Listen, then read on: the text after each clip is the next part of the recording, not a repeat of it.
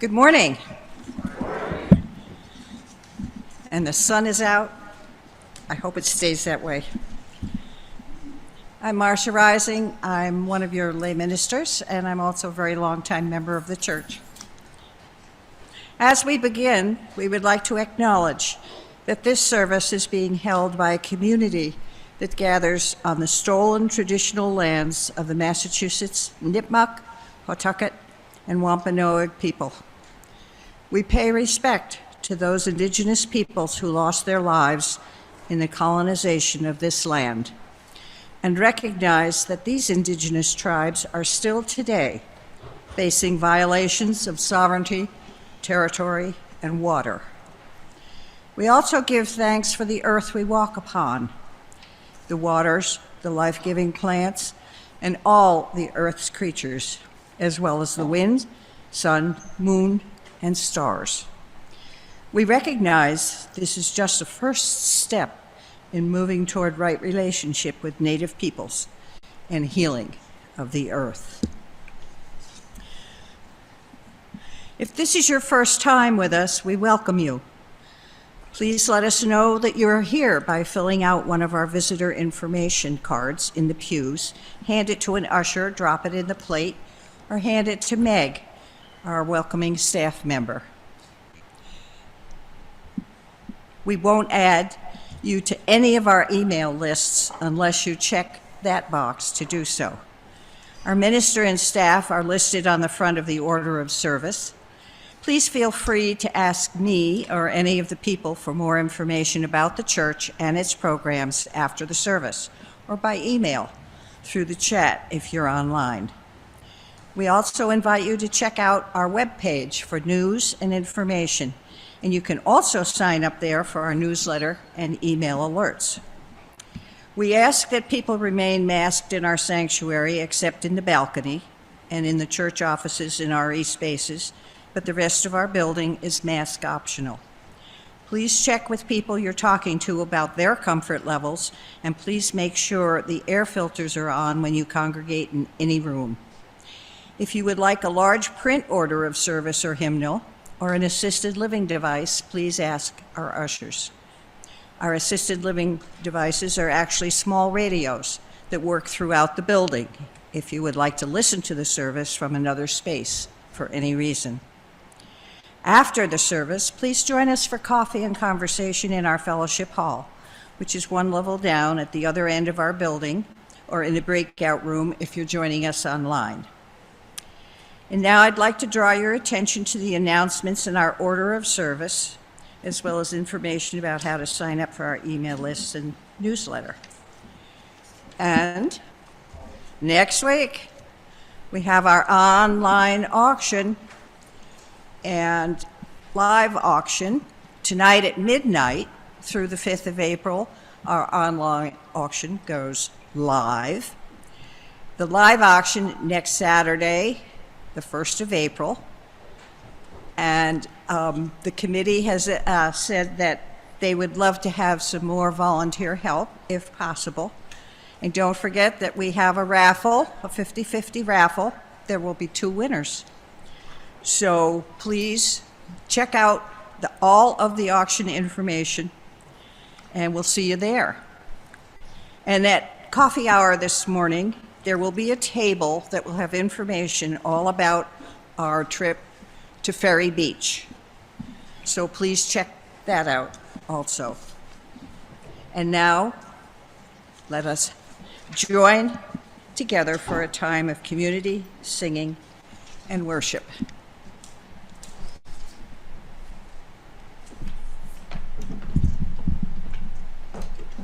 Please take a moment and greet your neighbor.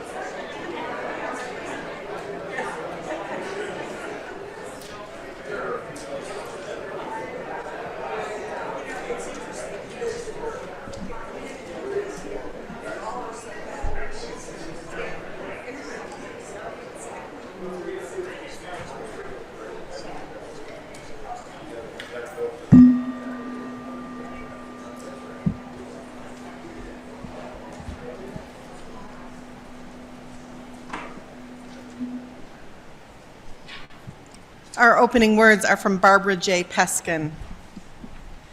Gaia, mother of everything, we walk gently across your back to come together again in this place, to remember how we can live, to remember who we are, to create how we will be.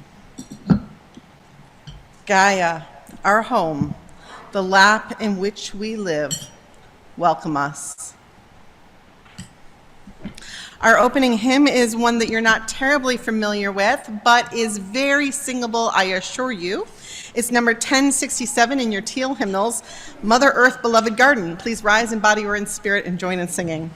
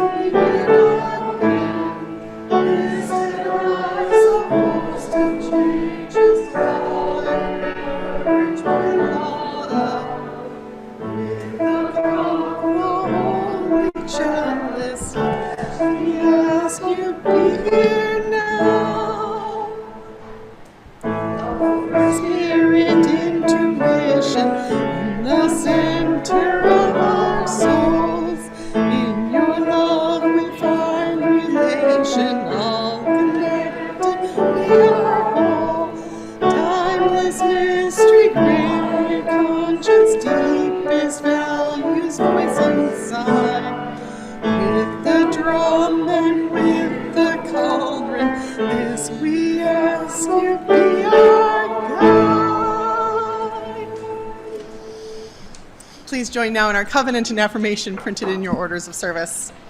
Love is the spirit of this church, and service its law. This is our great covenant, to dwell together in peace, to seek the truth in love, and to help one another.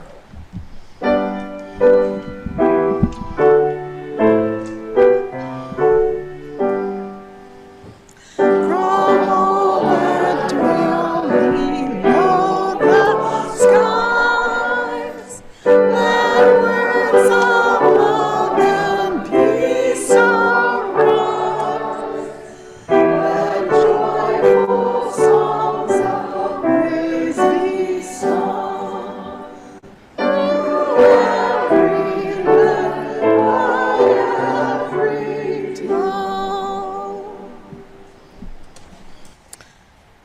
let us hold all of these joys and sorrows that have been expressed in our hearts and reach out to one another in days to come.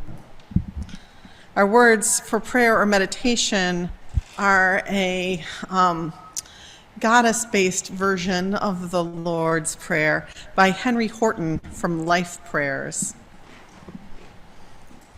Our Mother, whose body is the earth, sacred is thy being. Thy gardens grow, thy will be done in our cities as it is in nature. Thanks be this day for food and air and water. Forgive us our sins against earth as we learn to forgive one another. And surrender us not into extinction, but deliver us from our folly. For thine is the beauty and the power and all life, from birth to death, from beginning to end. So be it forever. Amen.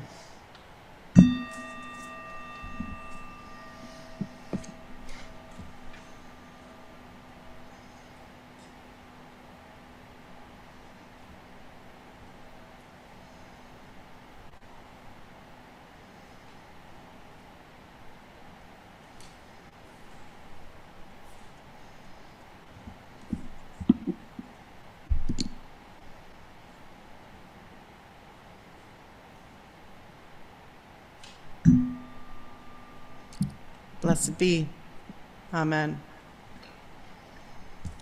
Our next hymn is number 123, Spirit of Life. Please rise if you're interested in doing so, in body or in spirit.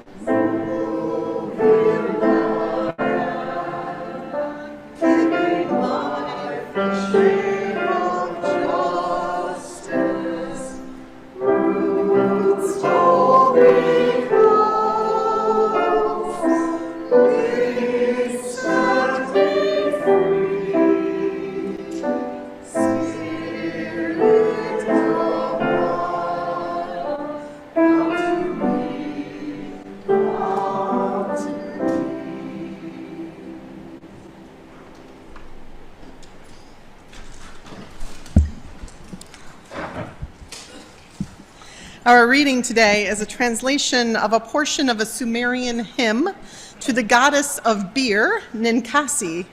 It includes perhaps one of the oldest descriptions of beer making. It is you who bake the beer bread in the big oven and put in order the piles of hulled grain, Ninkasi. It is you who bake the beer bread in the big oven and put in order the piles of hulled grain. It is you who soak the malt in a jar, the waves rise, the waves fall. Ninkasi. It is you who soak the malt in a jar, the waves rise, the waves fall. It is you who spread the cooked mash on large reed mats, coolness overcomes. Ninkasi. It is you who spread the cooked mash on large reed mats, coolness overcomes. Thus ends our reading. This month, we share our plate, as we do every month, with a different social justice agency that we have chosen to support. This month, it is the Southeast India Foundation, where we support children in orphanages and in an orphanage and the whole community there, really, in various ways. And thanks to Susan Avery for gracing us with music this morning. Please give generously as you are able.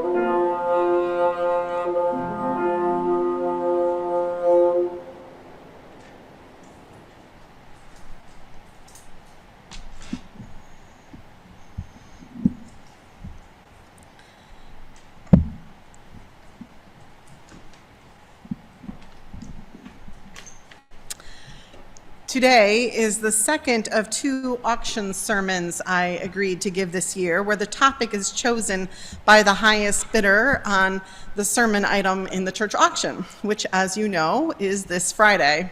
So I liked to give the sermon close to that date to hopefully gear up interest in bidding on this. And so, for example, if some of you are like, she should preach more about beer, and others of you are like, no, she should preach about coffee, then you can bid against each other. Because I'm only giving one this next year. In fact, when I preached on zombies in my last church, there was a big bidding war about that between the people who wanted me to preach on zombies and the people who did not want me to preach on zombies. I will say I hold out a little right of refusal. There have been occasional once in my 20 years when the sermon was too specific a topic that they suggested. I said, no, that's really like kind of a newsletter column. Let me do a column on that, but let me pick something else. And then again with the zombies, when they wanted me to preach the zombies sermon on Easter, I said, no, that's going too far. But I'm always delighted about how these topics challenge me. And today we are talking about women, witches, and beer. Oh my. But first, a little background.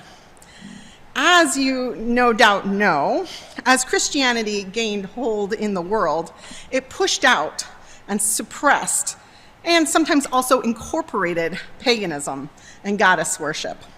When we celebrate Easter in UU churches, we are often pointing out and remembering the goddess Astra, or Easter, who the holiday Easter is named for, and is incorporating into the mythos of how we celebrate the resurrection of Jesus Christ. The goddess Astra was a pagan Germanic fertility goddess who was associated with bunnies and eggs. Now, that may be a more benign way that Christianity dealt with a goddess than some of the other ways Christianity dealt with goddesses. Because on the other hand, we also have the association of the snake in the Garden of Eden, but which by the time of Milton, we're told is the devil. But from the beginning of the story, the snake would have been understood in older times by the Jews who told the story to begin with, that this was an image of the goddess, particularly perhaps Inanna, the goddess, or Ishtar. And later, as Christianity develops, the Greek Minoan snake goddess might have been incorporated into that understanding. It's for this reason people argue that St. Patrick drove the snakes out of Ireland. It's not because there were actually snakes in Ireland. The records tell us there weren't actual snakes, but St. Patrick is credited with that because he's actually driving out paganism, goddess worship, and druids. Those were the snakes, you see. When dealing with not the actual goddess, but with goddess worshipers, the Christian church, from earlier times through the modern times, has focused on conversion and then persecution of pagan believers. The Salem witch trials are our iconic American example of this. But the burning times of witches, the killing of witches, was much more extensive than just Salem. Scholars' estimates vary. Some people say things as high as 9 million, although there's little proof for that. But even more conservative scholarly estimates range from 35,000 to 50,000 witches who were killed between 1450 and 1750, roughly, in Europe and America. What was a witch? Well, as shown in the classic play The Crucible, sometimes people killed in the name of witchcraft weren't witches at all. And particularly in later years and in the Americas, as witchcraft had been killed off and forced underground, a great percentage of those who were killed in the name of suppressing witches were actually as Christian as their accusers. But the pre-Christian Wiccan or witchcraft beliefs did still exist, did still occur. They were pushed into secrecy because of these penalties when found, but they also persisted. These were the pre-Christian goddess-based pantheistic beliefs, often centered on the rhythms and cycles of nature. And one of the things we strongly associate with Celtic and Germanic paganism in particular is herbalism, the knowledge of how the medicinal properties of herbs can be used for the benefit of people. This is true in African paganism as well, and all sorts of paganism across the world. The knowledge of how the medicinal properties of herbs can be used to benefit people. And this knowledge, much of it was lost with the persecution of the pagans, but some remained and was handed down, particularly among female lines, because women were the ones in the family responsible for this knowledge. And so we associate witchcraft primarily with women, although pagan beliefs were there among all genders.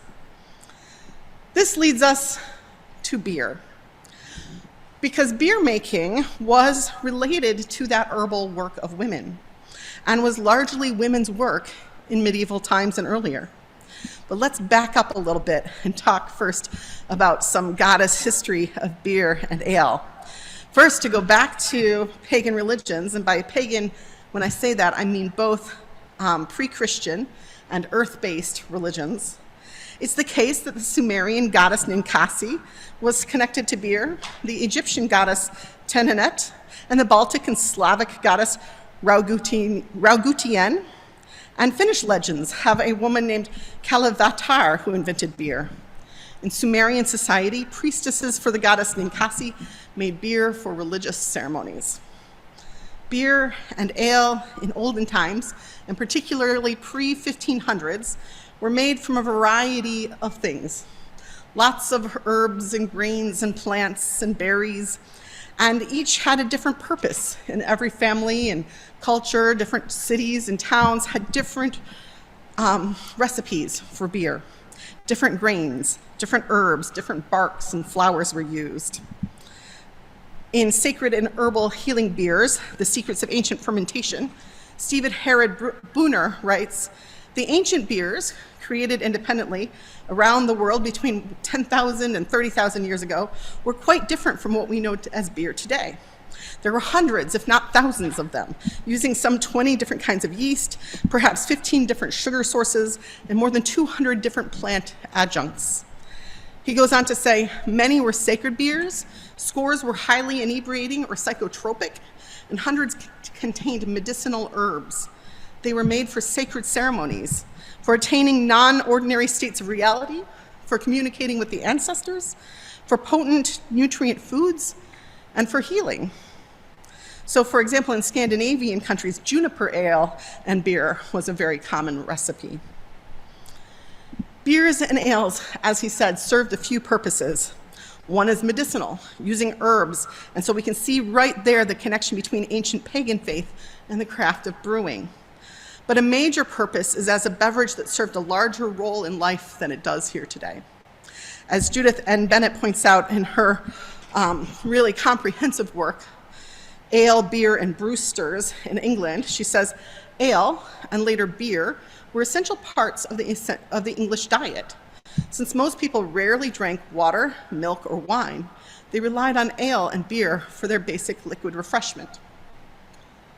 So we know that brewing was women's work for a long time, Bennett argues, but not because there's much record of it directly, because the work of women in the homes wasn't kept in records much, but because of how the earliest regulations about beer making in government regions report treat it. This is true for the 14th century in particular still, that it's part of the work of the household, like cooking. Beer and ale are essential parts of the process of running a household. And some women take it into a craft, into the marketplace where they sell it as well. Now, the whole household no doubt participated. There are heavy kettles to move. There is wood to chop and numerous tasks in the brewing process, but it was largely considered women's work, brewing. And women's role in it were not considered bad things. St. Hildegard of Bingen, the Benedictine monk who lived from 1098 to 1179, was a pioneer in beer brewing, introducing hops in the first recorded known place we have that. She's considered a patron saint of beer. So when did this shift? When brewing became more standardized, more industrialized, after the end of the bubonic plague, the economy shifts and the accessibility of things shifts. And so in 1516, for example, in Germany, they have what they call the Reinheitsgebot. The Reinheitsgebot is a series of regulations that are passed around brewing. And these regulations were designed for a few things: to make the economy around beer work more smoothly, to make sure that the grains needed for bread, which were in shortage, were still in supply. And so the Reinheitsgebot passed things that limited which grains could be used because of bread shortage and to systematize production. Some argue that they were also trying to do some religious functions of controlling the witchy uses of beer. After the Reinheitsgebot in Deutschland, only water, barley, and hops could be used as ingredients, and presumably yeast, although it doesn't say so. Brewing was shifting in the 1500s from being a home-based women's occupation to a larger occupation that was more systematized and where guilds were forming, which were men only. And with that shift came the need to push out and control, one could argue, the female brewsters. And note here that the word brewster means female brewer, and it's a word that's archaic now. And I'm using the terms brewster and alewife synonymously for women who make beer and ale. As guilds developed, the brewsters were pushed out of the profession. An article by Scotty Hendricks titled "The Dark History of Women, Witches, and Beer" says, in 1540, the city of Chester banned women between the ages of 14 and 40 from being alewives in hopes of moving the trade towards women outside of childbearing age. Judith M. Barrett says, in Oxford, the guild limited the ability of widows to stay in the trade and also forbade the employment of women to transport the ale to customers. In Leicester, the guild formed by the city in 1574 was made up of the men whose wives brewed, not the brewsters themselves. Women were being systematically pushed out. Now I'm going to show you a couple images.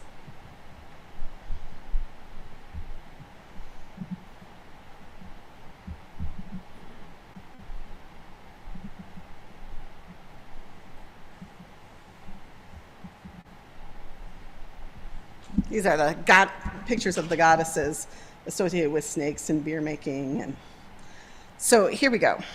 As with anything, when you're trying to control it in society, a propaganda campaign develops. And you have wood carvings depicting alewives or brewsters with negative stereotypes, and degrading the role of alewives starts to appear. So one example is John Skelton's poem in 1624, The Turning of Eleanor Rumming, which features an evil alewife, Eleanor, who is carried off to hell, still holding her short measure pot. By this point, there was already a church and societal campaign against witches. But what we start to see in this propaganda campaign against alewives is that some of the characteristics of alewives start to get absorbed into the characteristics of witches. And there are debates about this. There are debates about whether the pointy hat of witches comes from alewives or brewsters, as it was a common hat type of all women of that era. And while brewsters used them in the marketplace to be noticeable with the tallness of the hats, it's also quite possible that other professions did that as well as even noble women wearing tall black hats of the time. But it is the case that alewives commonly used brooms outside of the house as a symbol of being open for business. Cauldrons, a symbol of witches that we can point to in Shakespeare's Macbeth, were used in brewing. And in reality, cauldrons were also probably used in other non-witchy household cooking and herbalism as well. So maybe that's not about making brewsters into witches.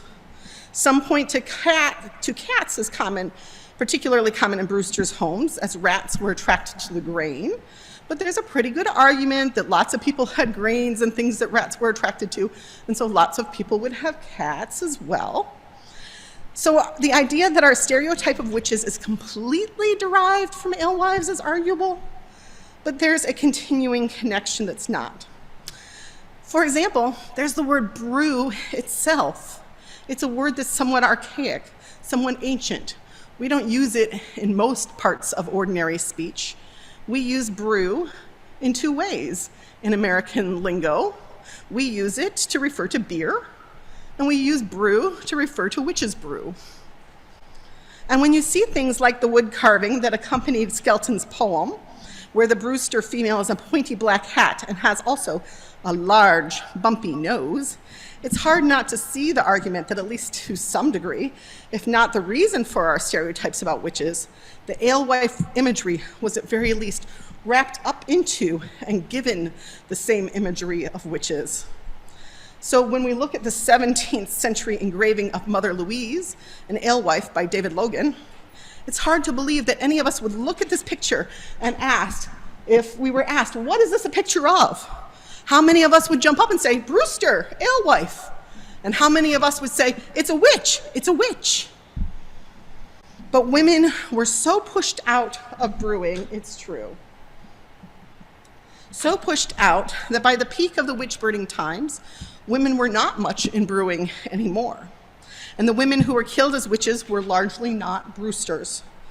There's a debate about the connection between witches and brewsters, and Christina Wade did a study of the women killed as witches in England between 1560 and 1680 that found that only one woman was listed as connected to a professional brewing organization, and that through her husband. And so she argues there is no connection between witches and brewsters.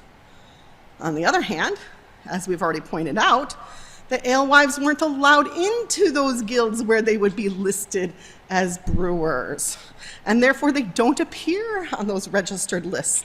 Their businesses were smaller and home-based, and so the lack of women listed in lists of people in the guild doesn't prove that the witches were that those brewsters weren't persecuted in witches in larger numbers than we can ever know and ever prove.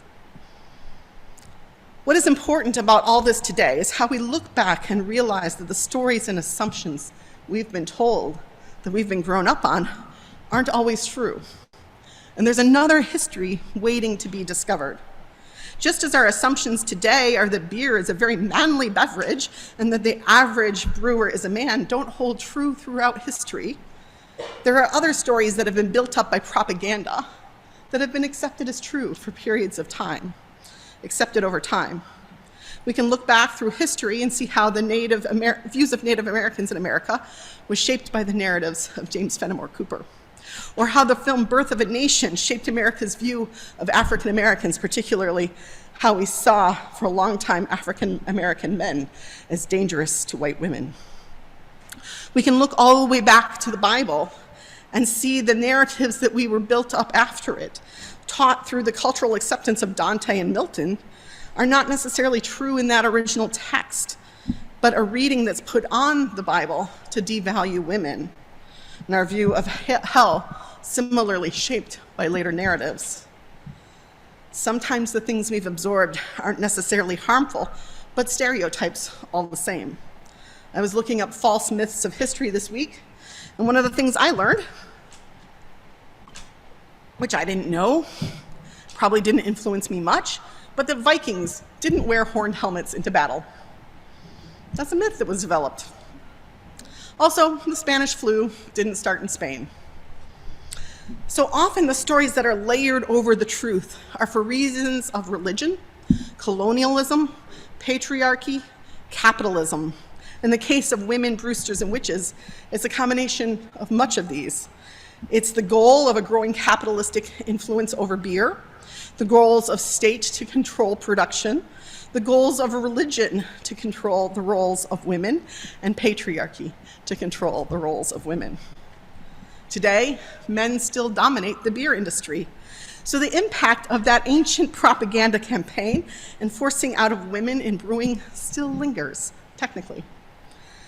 Although, according to a Stanford research team who studied this in 2014, they studied 1,993 breweries that they could find information on. And so this is almost 10 years ago. Things have changed a little bit since then. But at that time, only 20% of all these breweries, these almost 2,000 breweries, had one female founder, and only 40 of the total, 1993 of them, had only female founders. For CEOs, only 17% had at least one female CEO, and only 3% had only female CEOs.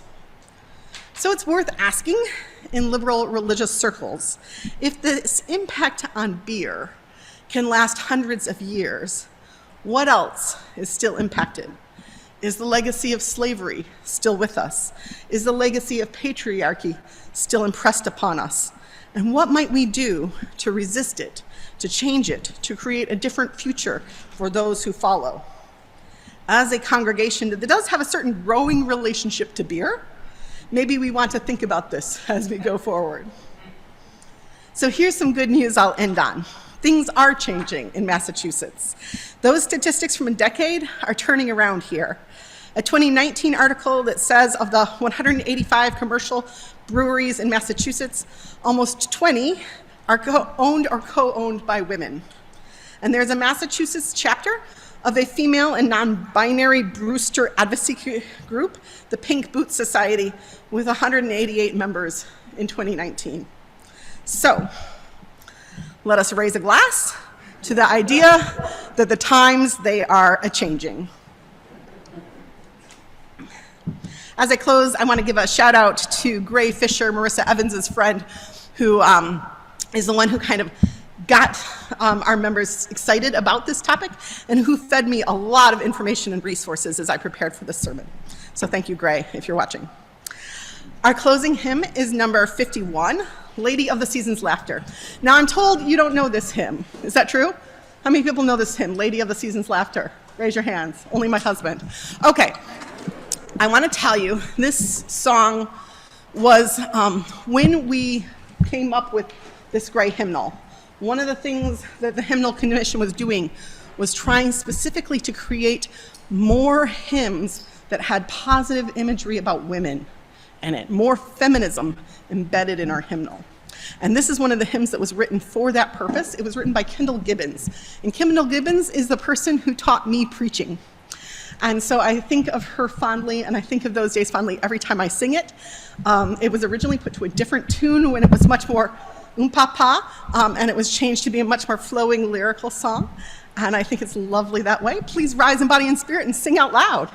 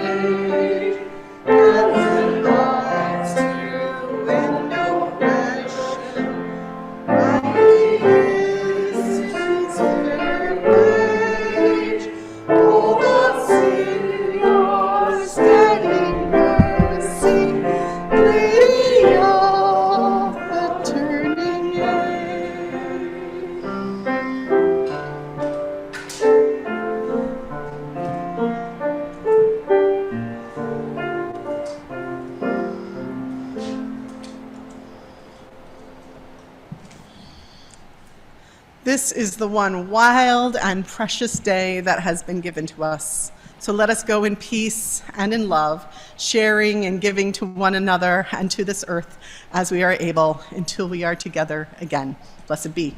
Amen.